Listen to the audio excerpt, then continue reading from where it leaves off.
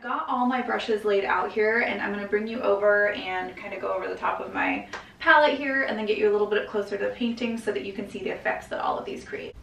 Okay, so these are my favorite brushes, and they're in no specific order. I love them all equally. They all serve a different purpose, but I'm telling you that I use almost all of these brushes on every single painting that I do. Some of them are super cheapy. Some of them are like, I think they're like the most expensive one I have in here is probably like a $6 brush. Like they're really fairly inexpensive, and I will link down below in the description, I will link places where you can get all of these brushes if you are interested in them. So first of all, I'm just going to go over the different styles of brushes so that you guys know what you're looking at here if you're new to painting, and then I'm going to zoom in on one of my paintings and I'm going to show you what effect each of these can create in a painting that you're working with. So first of all, we're going to talk about acrylics today. You are going to get different effects with oils in these brushes than you will get with acrylics, and some brushes are meant for just acrylics, some brushes are meant for just oils, so you do have to keep a close eye on that and how you care for them. So first off, we have Filberts, and you'll notice that there's a lot of them here. I have a lot of different sizes Filbert brushes, and I use all of them with every single painting. So a Filbert brush is essentially a square brush that's got a rounded tip like this. So I've got a ton of them. There's a lot of stuff you can do with them. Those are like, that's by far my favorite that I use probably the most. I know I just said I didn't have favorites, but I use these more than anything else. And then these guys here they actually have two different names. One of them's called a mop, this one's called a mop, and then this one's called a Scrumbler. But they're really good for adding texture. So I'll show you how we do that. These guys are called sword liners, and they are very, very thin. So when you get paint on them, these thin out to like a sharp, like fine pencil line basically. And this is really good for fur and fine lines. If you're doing like a close-up on fur, that's actually, I followed somebody on Instagram and I will link her if I remember who she is, but I found her and she's the one that showed me these, or I saw them on her Instagram when she was doing fur on like a lion, and I was like, oh my god, those are amazing, and I had to get them. So I will link those as well. Square brushes, these are really good for clean, crisp lines. These are the three main sizes that I use, but I'll show you kind of what I use them for here in a sec. Next is going to be fan brushes, and I use fan brushes a lot. I really like to add texture into everything that I do, and so I use fan brushes a lot for texture, and for like the painting I'm going to show you has really fuzzy bees on it, so I'll show you how I created the fuzzy bee look with these. Next is going to be round brushes. So I absolutely love these, and this one's like this one's a liner brush. I guess it's not technically a round brush, but close enough. So these ones a lot of people use with like watercolors. These are very common watercolor brushes that people use for leaves and for flower petals and things along those lines. So they work very well when you're doing like natural scapes, and if you want to do flower petals and leaves and such. So and then the fine liner, I always have a liner brush with like every painting that I do. So I'll show you how I used I think almost all of these. I don't think I used the round brushes on this painting that I'm going to show you, but just so you know, if you're doing a lot of like foliage and stuff, those are going to be some go-tos for you. So now let's look at the painting and I'll show you the effect that all of these brushes have. So let's talk about this little chunky monkey bee right here. So let's see, I'm going to start with, the first thing I do is I actually map my shape out of the bees. So you can use a projector for that. You can freehand it, kind of whatever works for you. So that's a lot of times what I use this liner brush here for, is I will go in and I'll be like, okay, like I want to put this here, and I'll do it a really light color. So this painting has a lot of like honey colors on it, and so I used just a little bit of a darker color, and I was like, okay, like I think this is going to be his head shape. And then I kind of mapped out like where his little booty was going to be and where the black and yellow was going to land. And then I also use this for like scribbling out like a couple of just kind of like spots where his legs are going to be.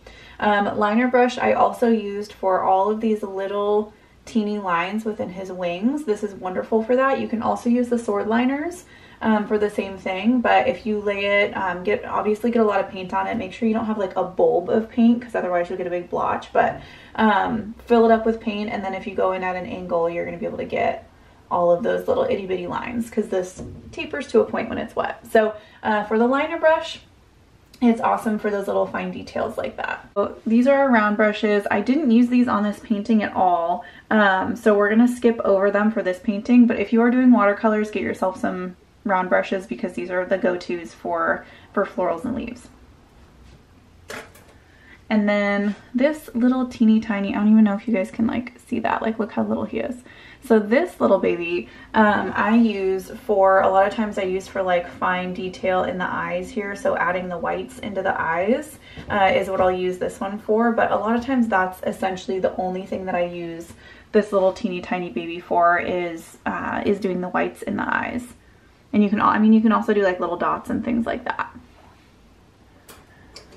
So next we are gonna go with our mop and our Scrumbler brush. So both of these, this one holds a lot of paint. So if you're gonna get the larger one, just make sure that you know that, because I have put too much paint on it before and then like gone like this to get a little bit of texture and a little bit of fuzz, and it's had like a huge and I've had to like wipe it off. So but that's what I do with these guys, is I'll come in and I'll get a little bit of texture here and there. If you want to blend a line, so like on right here, if I wanted to blend this yellow with this black, I can go in a little bit like this. I also used these for dry brushing these dark marks here and then dry brushing the light marks here. So I like to add texture to everything I do. So I don't know if you guys can see it, but I'll show you how I added the texture in here before I dry brushed it in order to give it that effect. But yeah, these are like good for these little highlights up here. So these are the ones that I did. I mean, that's usually what I use these for.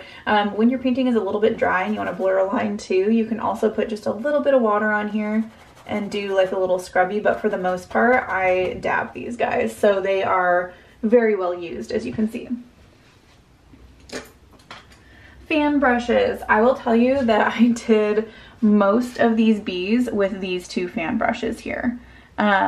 They like, I absolutely love fan brushes. So first of all, I did all of the texture, so like all of these, if you can see like this little line here, I did that with a fan brush. All these little lines here, you can do sideways like this with the fan brush.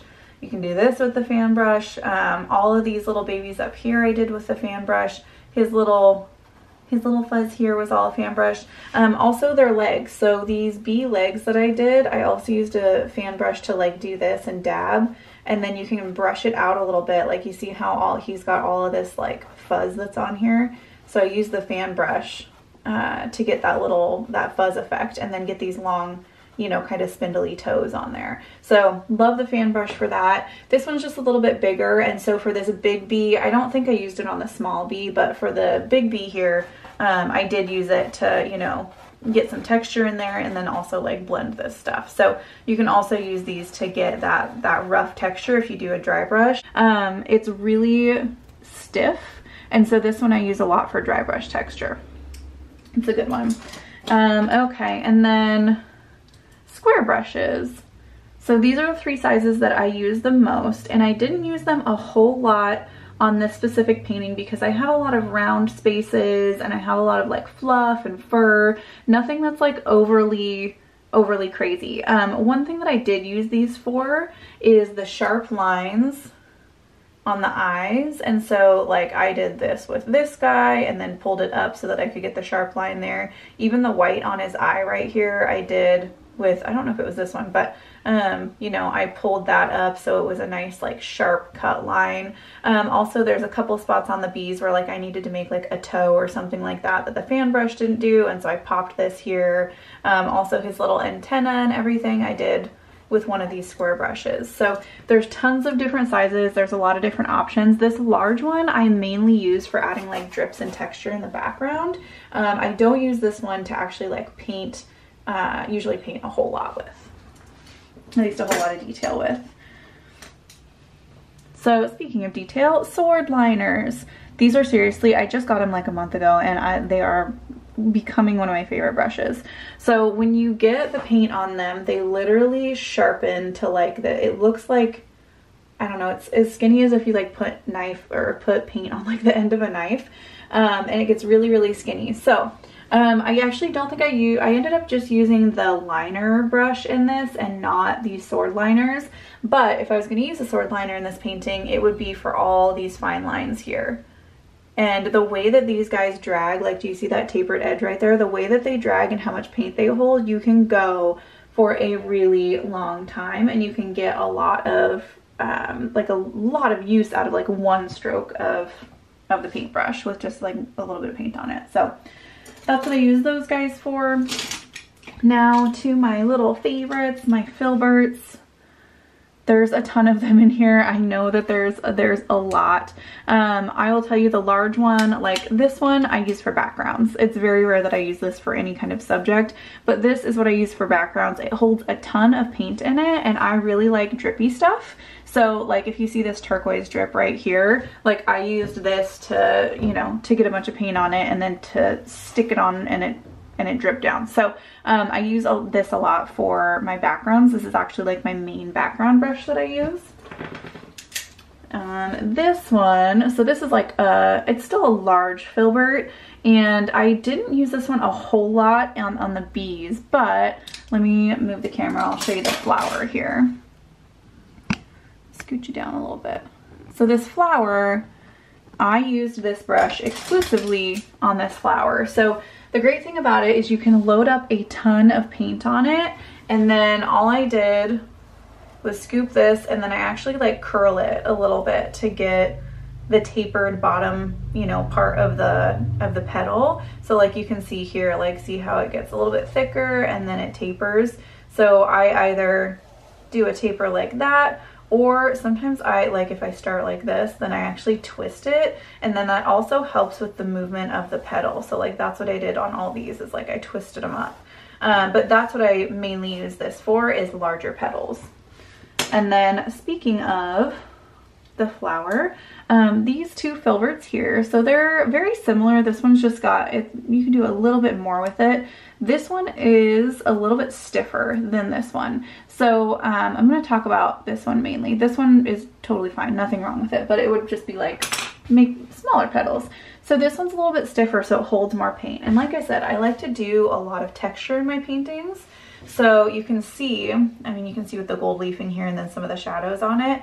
I used a little bit of a medium to add some texture to my yellow paint, and then I laid these on so that it would have a little bit of texture. But this is like the perfect brush to get all these little parts of the, I don't even know what you call the center, like the center of the flower, because it's not the stamen, because that's like the little thing that comes out of them. But anyways, to get the center of the flower and get some texture in there, I used this guy, at least for this size. You can use really any size that you want to.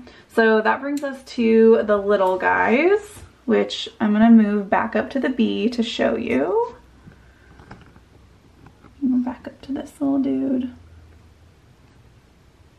Okay, so these are the smaller Filberts, and I use, there they go. I use these really consistently for finer detail stuff. So I used these for a lot of the eye detail in both of these little guys, especially this one, this really, really small one. And honestly, this has a little bit of a point to it, so I don't even know if it's considered a Filbert, because it's, I don't know if you can even see that very, very well, but there's a little bit of a point to it. But this guy is really good for getting like the fan brush will get a lot of like this fuzz, but if you want like a couple little like extra details, you know, here and there, a few thicker lines or something, this guy works really, really well for it. So I just went in afterwards and used this to kind of get, you know, like I didn't have very strong lines here connecting the bee to his legs, and so I would use this for that. And like his little legs here, he's got smaller legs, and I don't have a small fan brush, and so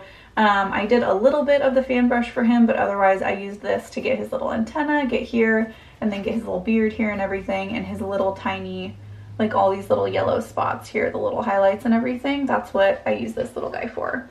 And then we've got the two, they're smaller, but I think I would still consider them like a small to medium size brush. These guys I used essentially for blocking in color. So you can also use the larger Filberts for these, but these ones I would come in, and if you see this texture right here, like I used both of these to get a lot of this texture. I did the same thing that I did with the center of the flower. I just made sure I had thick paint, and I wiped it on you know, within the shape. I made sure, you always have to make sure that you're going with the line of the subject, otherwise you're not going to get the shape that you want out of it, and it's not going to look, it's going to look flat, like you won't have that movement. So I used these with a lot of paint to get a lot of this texture on there. Same thing, like I said, this guy's just a little one. A lot of the texture up here is what I use these for.